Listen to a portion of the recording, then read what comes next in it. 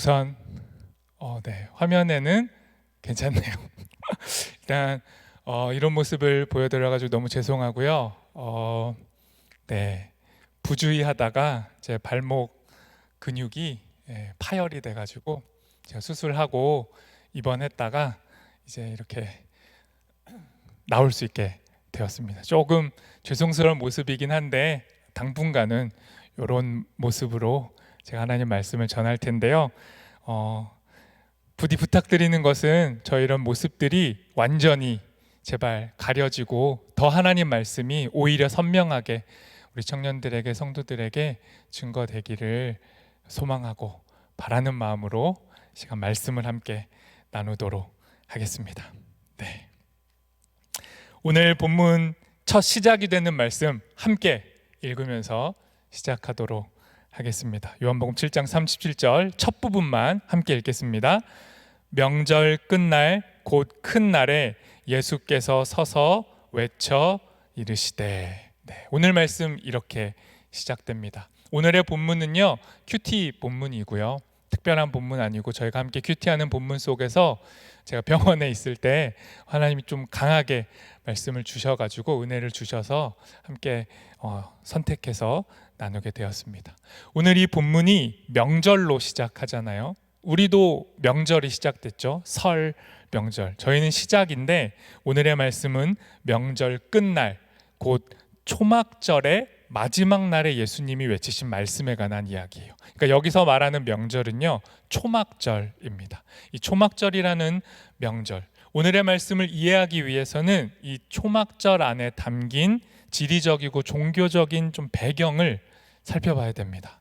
미리 말씀드리면 별로 재미가 없을 수 있어요. 근데 이 배경을 이해하면 오늘의 말씀의 진가가 드러날 겁니다. 그래서 저랑 배경을 좀 살펴보겠습니다. 먼저 첫 번째는요, 이스라엘은 주변의 문명권들하고 좀 달라요. 뭐가 다르냐면 이 지도에도 나타나 있지만 이스라엘을 중심으로 좌우 양옆에 메소포타미아 문명 많이 들어보셨죠? 역사책에서도 나오는. 그리고 이집트 문명, 이 두 문명은요 다 강을 중심으로 발달한 문명이에요. 먼저 저 메소포타미아에는 이름 안에 이미 두 강이 들어가 있는데요, 메소라는 말은 중간을 말하고 포타는 강, 미아는 도시예요. 그러니까 메소포타미아는 두 강 사이에 있는 도시라는 거죠. 큰 강 중심으로 문명이 발달했다라는 것을 알 수 있어요. 그리고 이집트는 너무도 잘 알고 있듯이 나일강을 중심으로 문명이 발달했죠. 그런데 그 사이에 껴있는 이스라엘은 큰 강이 없어요.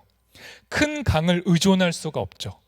이 척박한 땅에서 이스라엘은 하늘에서 비를 내려주시는 하나님, 자신들을 지키시고 돌보시는 하나님만 의존할 수밖에 없었어요. 지리적인 여건이 이스라엘에게 하나님을 바라보게 하고 있었던 거죠. 그리고 이스라엘이 농사를 지면서 살아야 되는데 이스라엘 땅은요 충분하게 농사지을 물이 확보가 안 돼요. 땅 자체가 건조했거든요. 그래서 이스라엘은 물이 절실하고 절박했던 겁니다. 특히 먹는 물, 생수가 가장 귀했어요.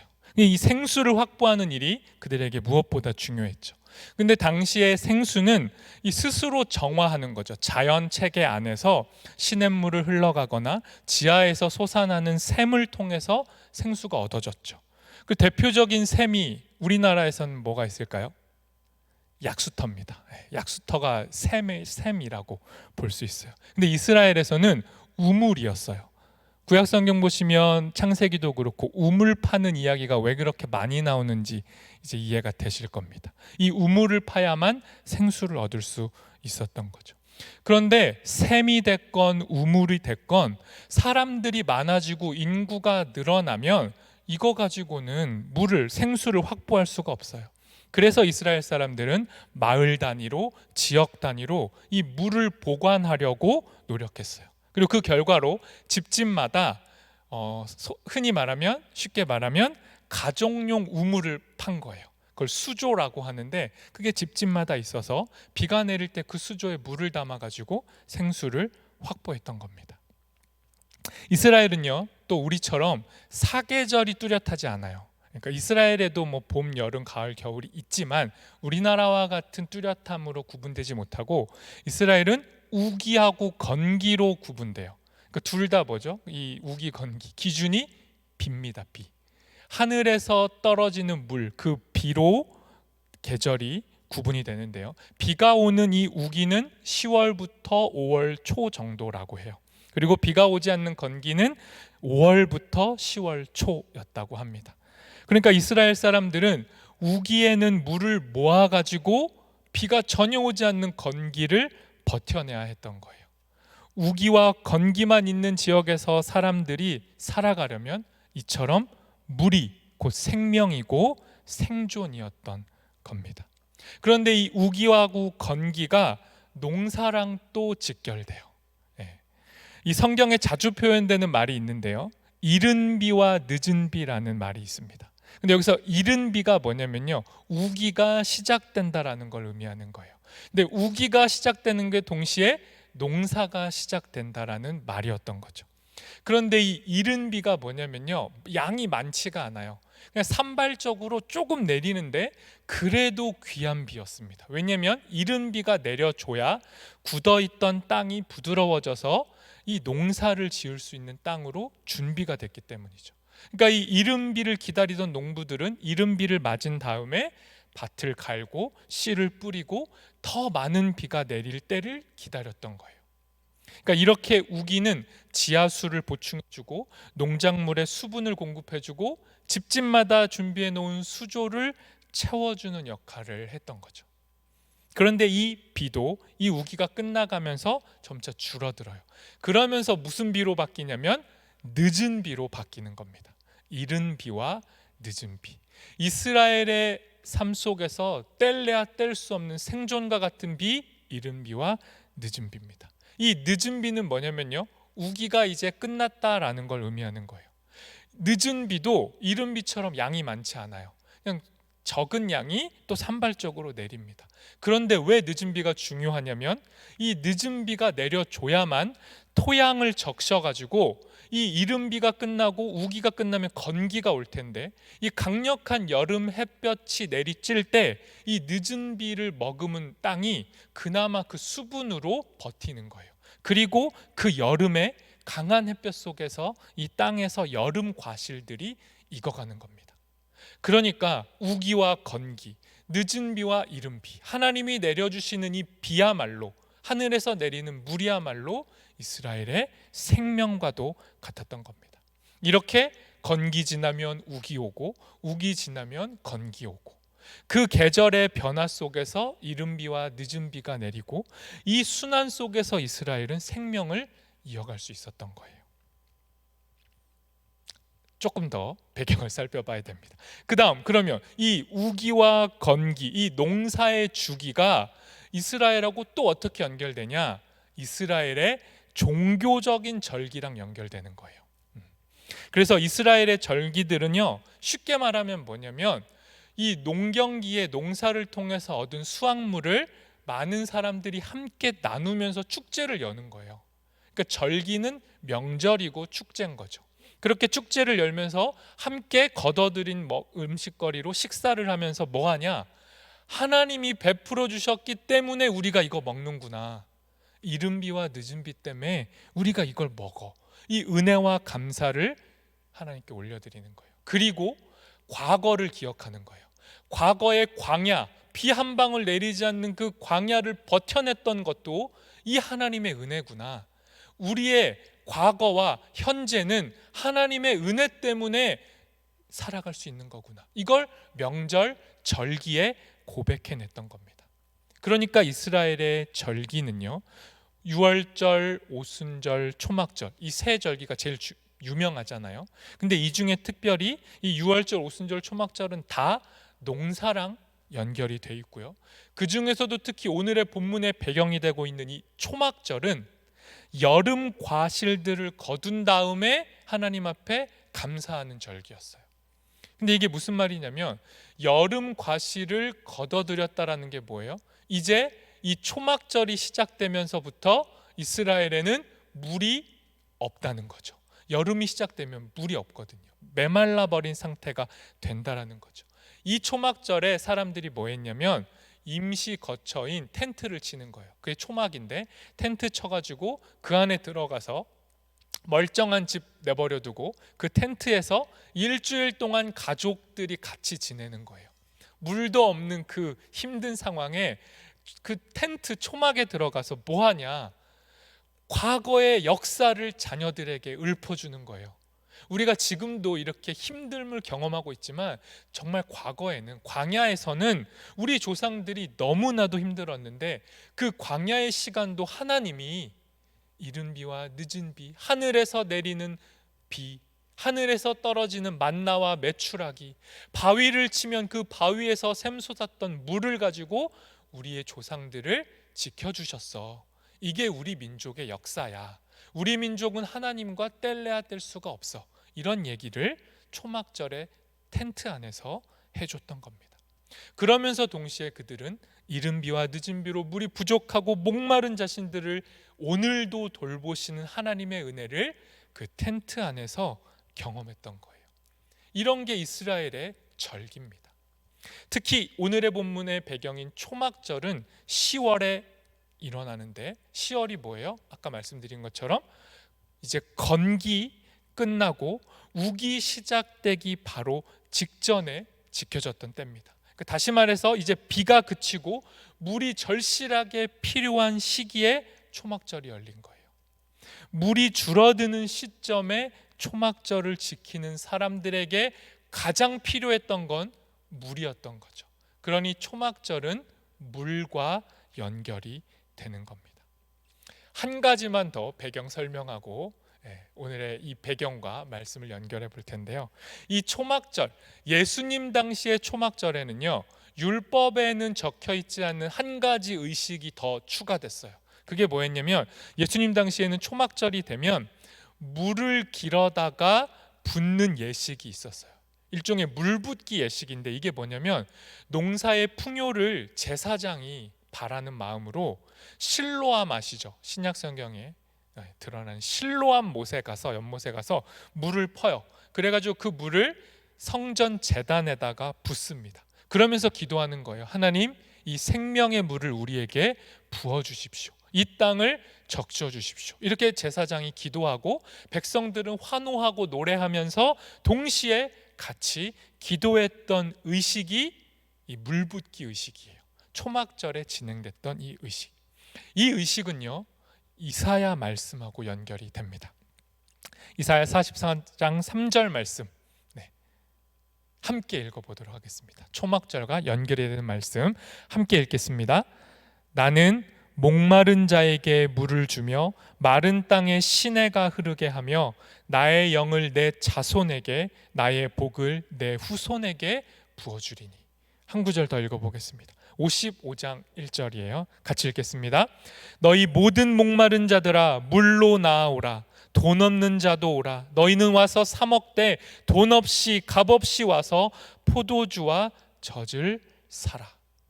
두 말씀이 다 뭡니까? 초막절이라는 절기를 지킬 때 이 이스라엘 사람들 안에 기억되고 있었던 말씀이 뭐예요? 그 말씀이 바로 인간의 육체적인 목마름과 영적인 목마름이 연결되어 있다는 거예요. 하나님께서 하나님 없음으로 목말라하고 있는 모든 자들의 갈증을 해결해 주실 수 있는 물을 가지고 계시는데 그 물을 우리에게, 모든 자에게, 목마르다라고 하는 자에게 주시겠다라는 말씀이 이 말씀인 거예요. 이사야 58장 11절 말씀 하나만 더 함께 읽겠습니다. 함께 읽겠습니다. 여호와가 너를 항상 인도하여 메마른 곳에서도 내 영혼을 만족하게 하며 내 뼈를 견고하게 하리니 너는 물된 동산 같겠고 물이 끊어지지 아니하는 샘 같을 것이라. 아멘. 물이 없어서 물이 가장 절실함을 피부로 느끼고 있던 초막절 텐트 안에 있던 이스라엘 사람들에게 하나님이 부으시는 말씀이 이거예요. 가장 좋은 물, 먹는 물, 샘에서 솟아나는 그 생수를 하나님이 채워주시겠다라는 겁니다. 초막절을 지키고 물 붓는 예식을 하고 사람들이 하나님께 하늘의 비를 구하고 있을 때, 육체적으로 목마른 것을 넘어서서 내 존재가 텅 비어버린 것 같아서 내 영혼이 목마르다라고 말하는 자들에게 하나님이 말씀하시는 거예요. 내가 너의 땅도 채우고 너의 텅 빈 가슴, 너의 영혼도 채워줄 거다. 목마른 자들아 다 내게로 오라 말씀을 하셨던 겁니다. 이러한 맥락 속에서, 이러한 배경 속에서 예수님이 오늘 말씀하시는 거예요. 오늘의 첫 본문, 읽었던 그 본문 다시 한번 읽겠습니다. 요한복음 7장 37절 함께 읽겠습니다. 명절 끝날 곧 큰 날에 예수께서 서서 외쳐 이르시되, 예수님이 초막절에 정말 물이 필요한 자들에게 서셔서 큰 소리로 외치시는 거예요. 진짜 하시고 싶은 말씀을 하는 겁니다.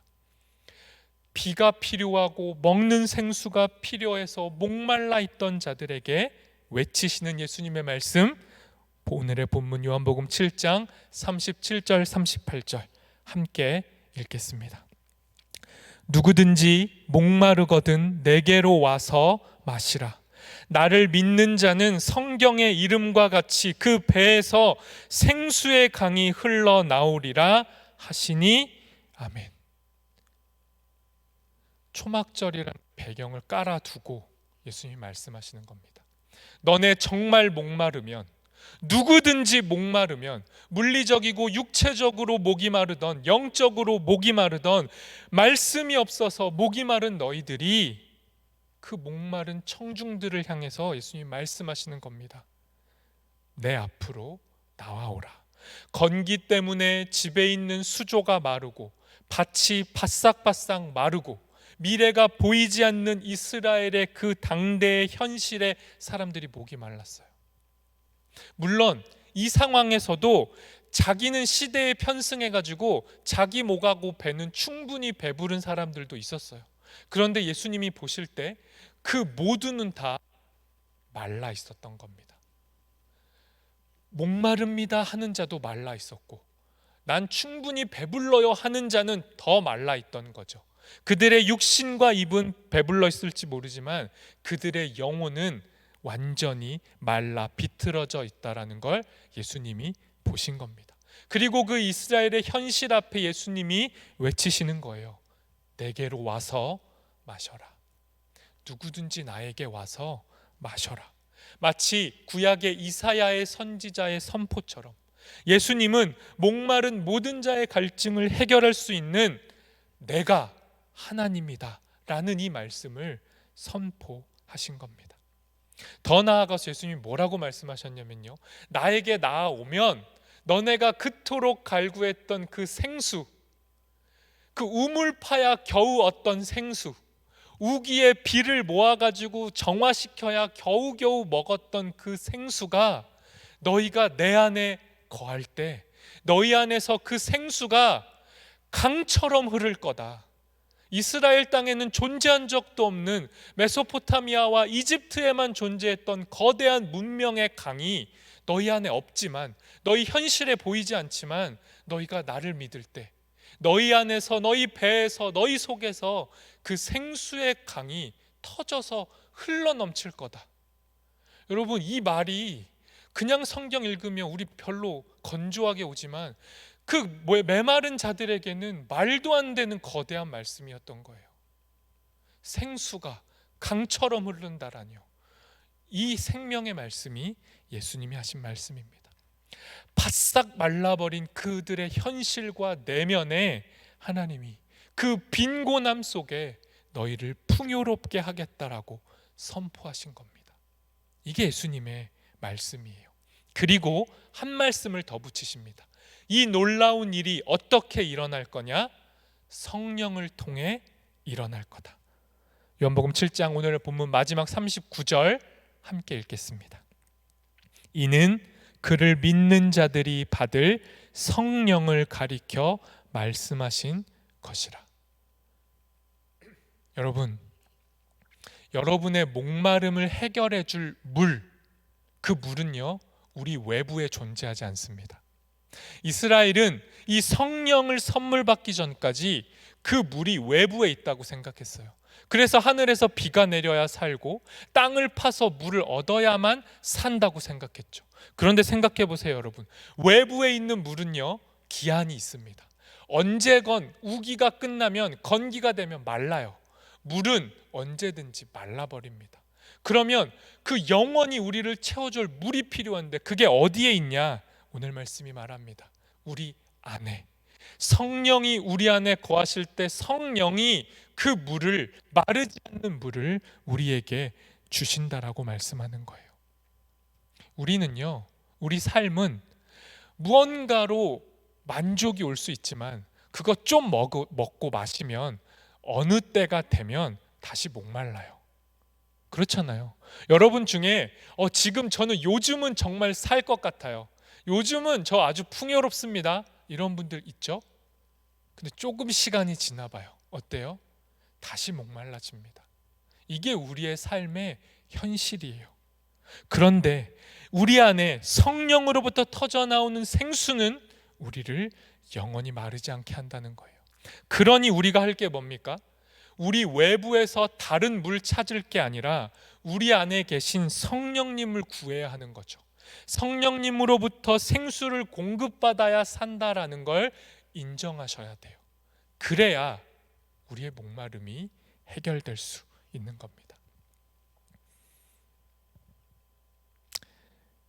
질문하겠습니다. 여러분, 혹시 진짜 목 마르시나요? 목이 마르세요?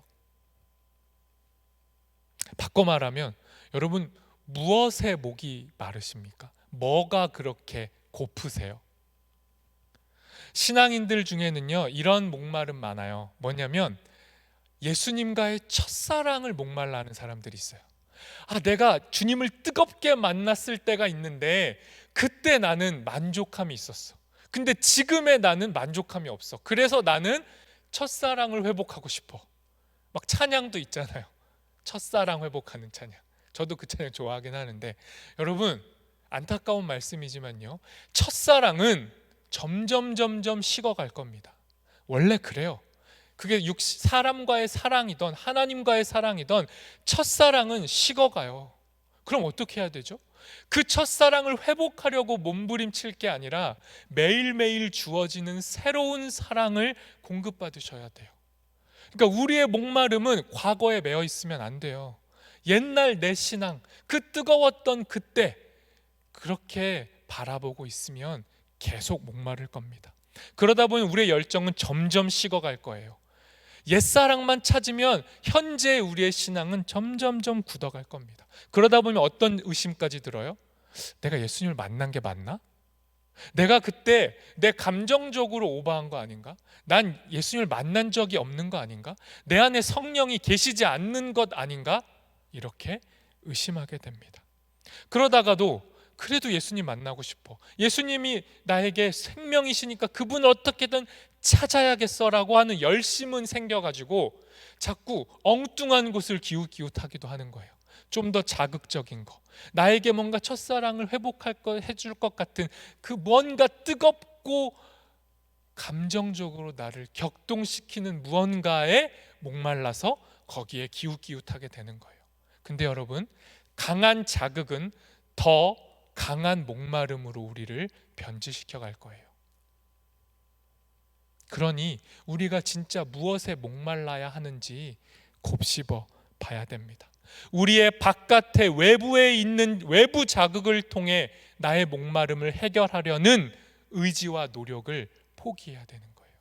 그거 다 해봐도 다시 목말라질 것이라는 걸 깨달아야 하는 것이죠. 설교 막바지입니다. 마지막으로 제가 병원에 입원해가지고 누워있을 때 뭐 했겠어요? 제가 그 긴 시간 더 기도하고 여러분을 위해서 더 중보하고 말씀 보고 이런 거 제가 했을까요? 안 했을까요? 진짜 이건 바로 이렇게 하시면 진짜 했죠. 그것도 하는데 어째 그것만 합니까? 또 긴 시간을 제가 뭐 했을까요? 영화를 봐야죠. 영화를 보는데 많은 영화를 봤어요. 근데 그 중에 정말 강하게 기억에 남는 영화 하나가 있는데 그게 뭐였냐면 그린 라이트라는 영화예요. 그린 라이트 말고요. 갑자기 막 설레지 마시고요. 그런 거 말고 그린 라이트, 초록 기사라는 14세기의 이제 소설을 그 영화화해서 만든 작품인데요. 꼭 한번 보세요. 굉장히 재미는 없습니다. 지루하실 거고 뭔 말인가 싶을 텐데 해석의 여지가 정말 많거든요. 그런데 그래서 곱씹어볼 재미가 있는 영화예요. 아무튼 저는요 이 영화를 어떻게 해석했냐면요, 제가 볼 때 이 그린라이트 초록 기사에 등장하는 주인공이 있는데 그 주인공이야말로 목마른 사람처럼 보였어요. 저한테는 이 영화는 목마른 사람의 이야기구나. 그런데 그 그린라이트의 주인공이 가웨인이라는 사람인데 그 가웨인이 뭐에 목말랐냐면요, 무용담, 영웅담, 자신의 인생의 스토리, 성공신화, 자기만의 서사를 갖고 싶었던 사람이에요. 왜냐하면 이 가웨인이 살아가던 시대에는 원탁의 기사라는 전설적인 기사들이 그 시대를 뒷받침하고 있었거든요. 그러니까 정말 그 시대에서 성공한 사람이 되려면 기사가 돼야 되고 용맹스러운 기사가 돼야 되고 적을 물리쳐서 싸웠던 무용담이 있어야 돼요. 이 이야기가 있어야 돼요. 근데 가웨이는 이 이야기가 없었던 거죠. 이 청년이었던 가웨이는 원탁의 기사들, 그 노련한 나이든 기사들을 보면서 나도 저런 기사가 되고 싶어라는 마음만 있지 자기의 실제의 삶은 기사의 삶이 아니에요.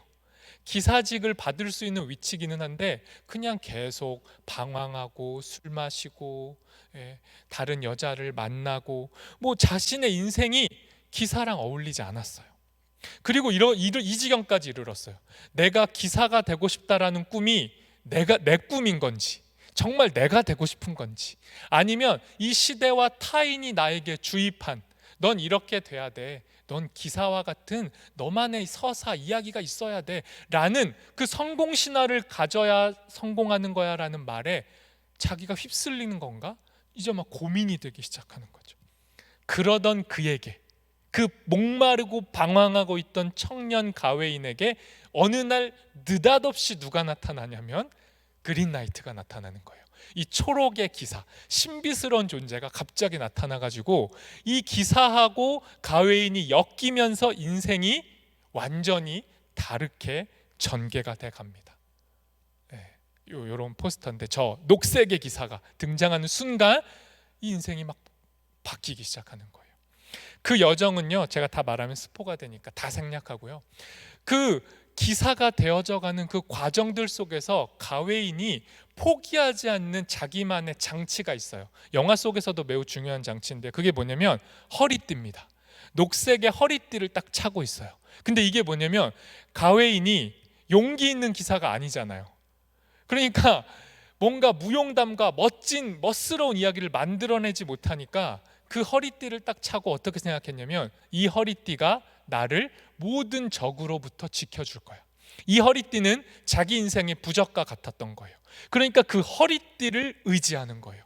그런데 역설적이게도 이 가웨인이 허리띠를 붙잡고 의지하면 의지할수록 가웨인의 인생의 이야기는 멋스럽지 않아요. 적을 만나면 허리띠가 있는데도 도망치고요, 어떤 여인을 만나서 유혹을 받으면 요셉처럼 그 유혹을 이겨내는 게 아니고 그 유혹 앞에 막 흔들립니다. 아주 평범하고 조금은 찌질한, 아주 우리와 유사하고 흡사한, 저는 그 영화 보면서 되게 위로가 됐던 건 이 가웨인이 되게 나랑 닮았다 싶었어요. 근데 위로가 되더라고요. 그러한 삶을 허리띠 붙잡고 끝까지 갑니다. 그리고 그 가웨인이 마지막 여정 끝에 그린라이트 앞에 서게 돼요. 그 녹색의 기사, 그 거대한 신비스러운 존재 앞에 딱 서요. 그런데 그때 가웨인이 깨닫습니다. 뭐냐면 내가 지금껏 허리띠 졸라매고 달려온 내 인생, 녹색 기사 앞에까지 쓴 내 인생을 내가 뒤돌아보니 내 인생의 이야기는 허리띠 의지했지만 전혀 용기 없었고 용맹스럽지 않았고 부끄러운 인생이었음을 깨닫게 된 거예요. 그래서 가웨인이 어떻게 하냐면 그 허리띠를 처음으로 녹색 기사 앞에서 풀어요. 자기를 지켜줄 것이라고 생각했던 그 녹색띠를 딱 내려놓고 자기의 타는 목마름을 해결해 줄 것 같았던 이 녹색띠를 풀어놓고 내 인생의 목마름은 이 허리띠가 담보해 주지 않는구나 인정하고 무릎을 꿇어요. 그때 그 녹색의 기사가 처음으로 가웨인에게 말해줍니다.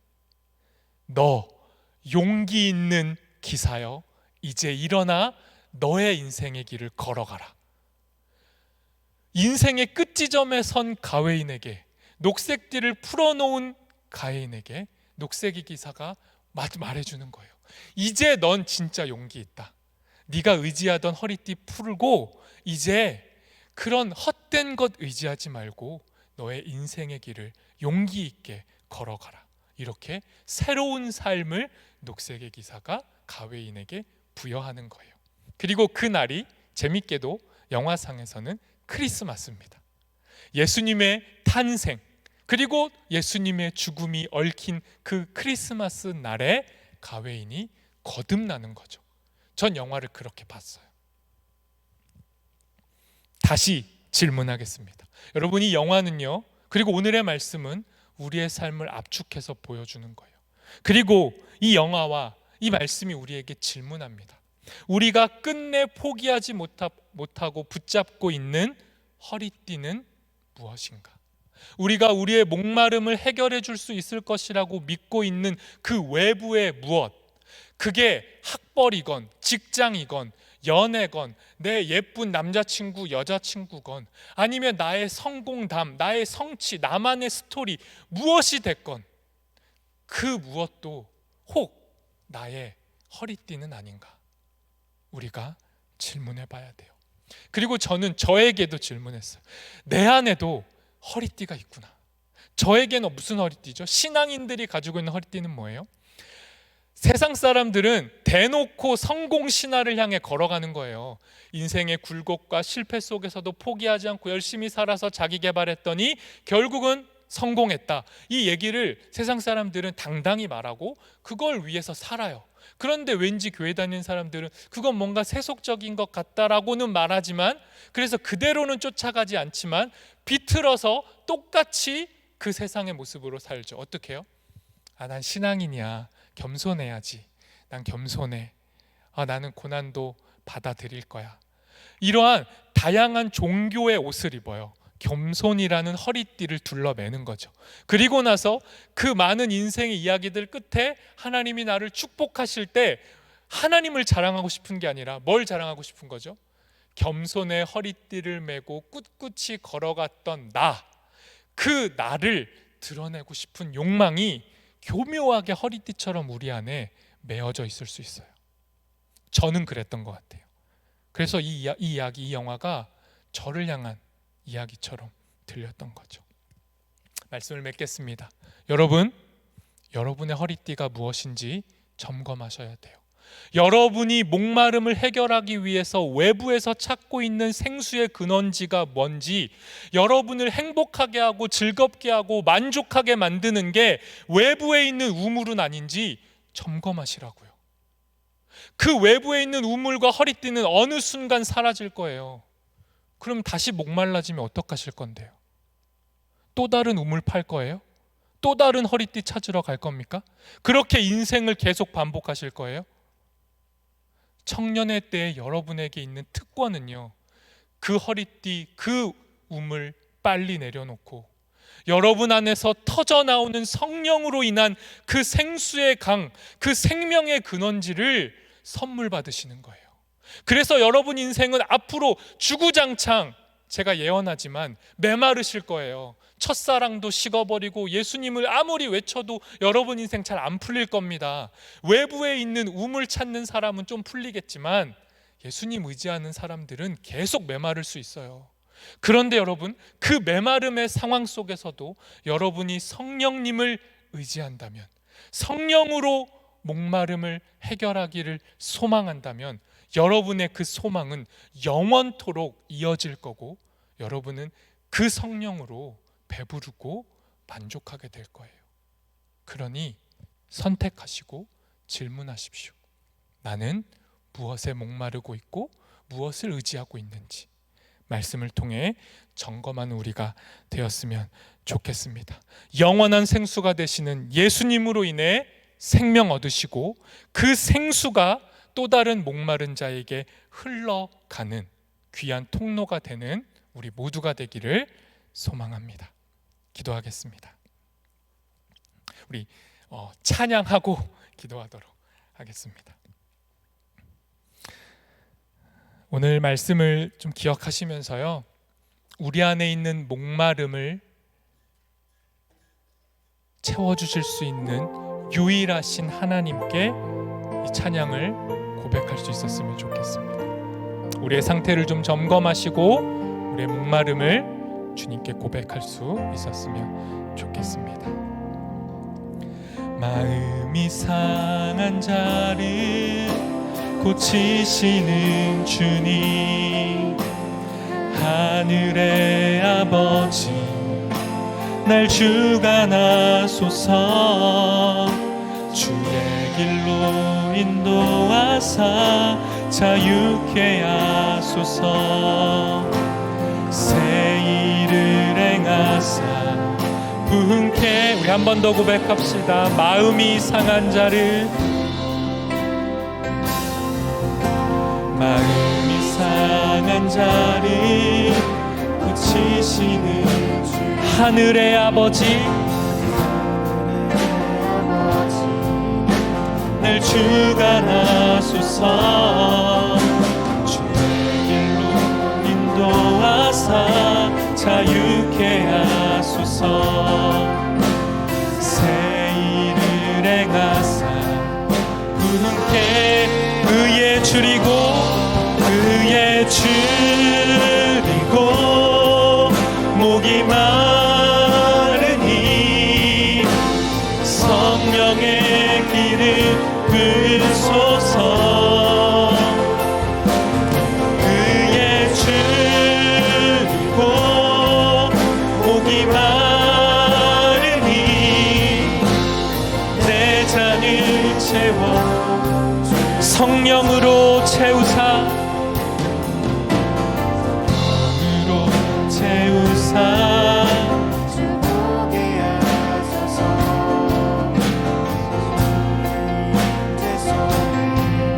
은혜 알게 하소서. 절대로 살아가니 세상 끝날까지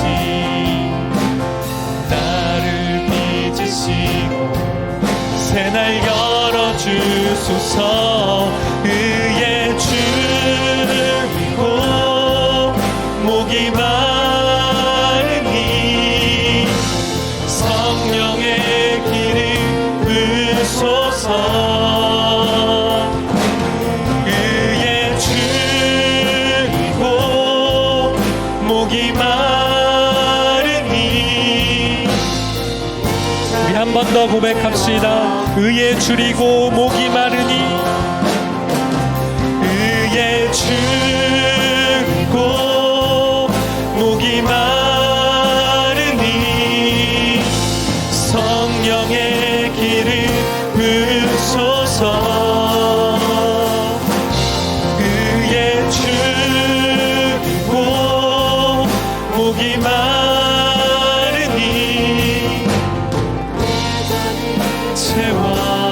채워주소서. 우리 이 시간 말씀을 의지하여서 함께 기도하겠습니다.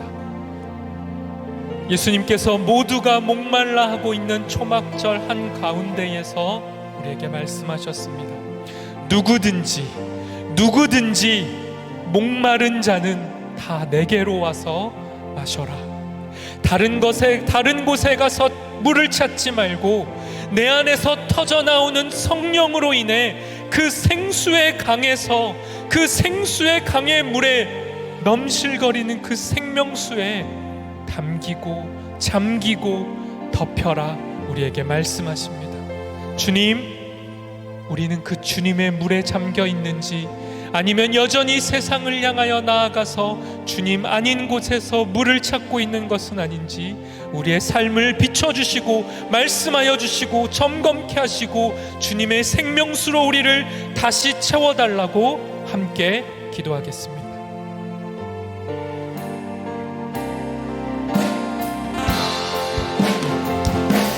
누구든지 목마른 자는 다 내게로 와서 마시라. 나를 믿는 자는 그 배에서 생수의 강이 흘러나오리라. 영원히 마르지 않는 생명이 너희 안에 흘러가리라. 우리에게 말씀하시는 하나님, 주님의 말씀이 여기에 있는 청년들과 주님 예배하는 모든 자들 가운데 그 말씀이 우리의 삶을 지배하여 주십시오. 하나님의 말씀이 우리의 갈급함을 채워주십시오. 하나님, 우리가 목이 마릅니다. 하나님, 우리가 목이 마릅니다. 하나님, 다른 무엇으로도 우리의 목마름을 채울 수가 없습니다. 하나님, 우리가 목이 마릅니다. 하나님, 우리를 채워주십시오. 우리의 목마름을 주님 채워주십시오. 생명의 강이 되시는 성령 하나님, 성령 하나님, 우리를 지배하여 주십시오. 여기 있는 청년들, 목마른 자들에게 메마른 현실 한복판에 주님의 성령을 부어주셔서 우리의 삶이 헛된 곳에서 방황하지 않게 하시고 주님의 말씀에 매여서 주님의 말씀에 붙들려서 그렇게 진정으로 주님 시원케 되는 자로 살아가게 도와주십시오. 성령 하나님, 우리를 채워주십시오. 주님, 우리가 목이 마릅니다. 우리를 채워주십시오.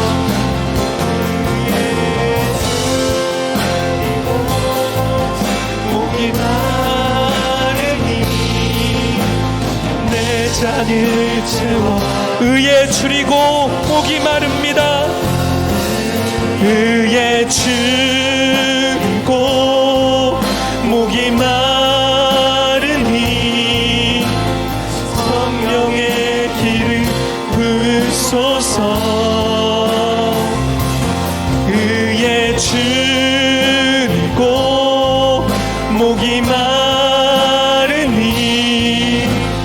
내 잔을 채워 주소서.